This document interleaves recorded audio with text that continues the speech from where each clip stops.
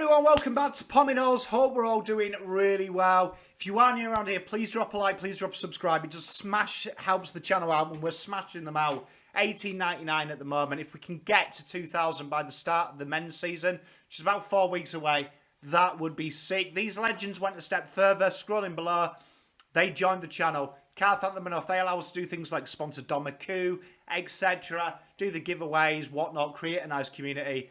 Link is in the description. And head on over to Pommy Sports Almanac. We've got sports prints there, but merch is up. Big shipment coming tomorrow. So a few of you have already got in. They'll be sent out tomorrow. Can't wait for that. Don't be a melt shirt, Pominos shirts. Get around it. There's men's, women's, various colour sizes, and they are very reasonably priced as well. So if you can support me that way, that would be grouse. And what we're doing today is we're talking about the women. And we finally got a win. And I can't remember the last time that we had a win. It feels like a long time ago. 4-game streak.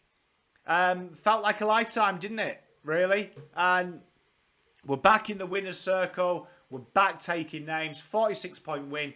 It was comfortable. And they're back on the winner's podium. And what can we say? It was a real chalk and cheese game from the last 4 weeks we've seen. The ball movement was short. There was a real onus at getting to the fall of the ball in numbers and working together. And it's kind of everything that we've complained about and everything that we've moaned about kind of was the polar opposite this week. And we came out of the blocks really strong. Them opening goal bursts were really strong. Jess Good, Corny Jones, Bree Moody and Darcy Vesio really looking a handful early on and really causing havoc. And I think one thing that really impressed me was the ball movement inside 50 in the first half. There was a few times where the girls looked to do short kicks there and make sure. But one that really impressed me was Darcy. Darcy Vesio went over 50 in the AFLW competition. And the ball movement for how they play was super important. They really did play well because the ball came in to their strengths, not the opposition. And this is what I say every week. We've got to start playing to our strengths. And for me, when I look at that list, when you've got G, when you've got Egan, when you've got Hill on that list, to a lesser extent Walker, to a lesser extent Stevens, you want the ball to be short, run and stun, real quick movement, and take away the long kick option and keep the ball in possession and looking at getting the ball moving by foot. And it really worked. Darcy had a field day at times because the ball was coming out in front of them and then they were able to do what they do, which we know is one of the best in the comp. It was really interesting as well that with the addition to Good, Moody got a chance to float a bit more forward, which created that marking avenue when Carlton were in trouble. And what really I enjoy about Moody's game is it's nothing's too much, if you know what I mean. She does everything but then some. And it was a really impressive performance and finally getting some goals because for Ruck people, it's one of them weird things. If you don't get the goals, people don't notice you. Good, Jones and Shearer, they took their goals really well as well. And it was a really good, complete performance. Now, there's always some negatives, but first I'll say that for me, this was one of the worst sides you'll play in the AFLW. St Kilda, they're ravaged with injury, ravaged with suspensions, ravaged with all sorts of outs. Very inexperienced side, new coach. There's a lot of work to do there for them. And the Carlton girls impressed me because they bullied them. And this is something that I say a lot. I think the AFL at times in the men's and the women's is kind of nice and you play a team that's rubbish and there's a sense of, aww.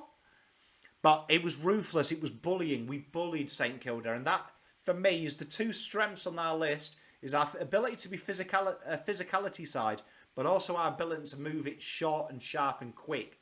And we haven't seen that bullying side. We've been horrific. One of the worst sides in contested ball and all the numbers that associate with contested football and hard football, we've been really poor at.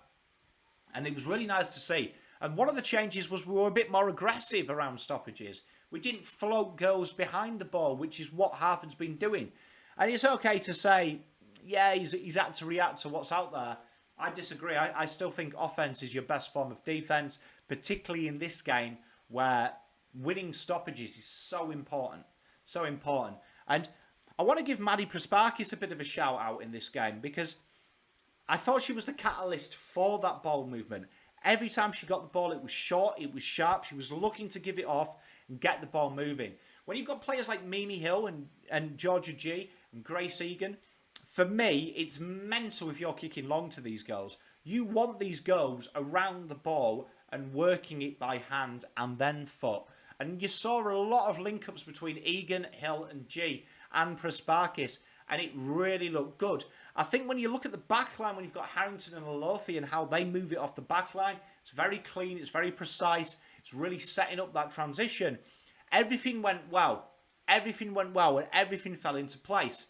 Now, for me, my eyes now are on GWS. GWS, they've had a bit of a poor couple of weeks. They've come against two of the best sides, in my opinion, in the AFLW. So what the girls have got to do now is back this performance up because this is a great win. It's a good win. They've done what they needed to do. Now, not taking anything else from the win, St Kilda are a pish. They are really bad. You should be beating them. My eyes are we should be in finals. And that's what was said at the start of the year. And I think it's a bit of a cop-out to say that we're in a reset. Don't believe that. There's still a small glimmer, mathematically, that they can make finals. Very hard. Almost impossible. I'd say less than 2%.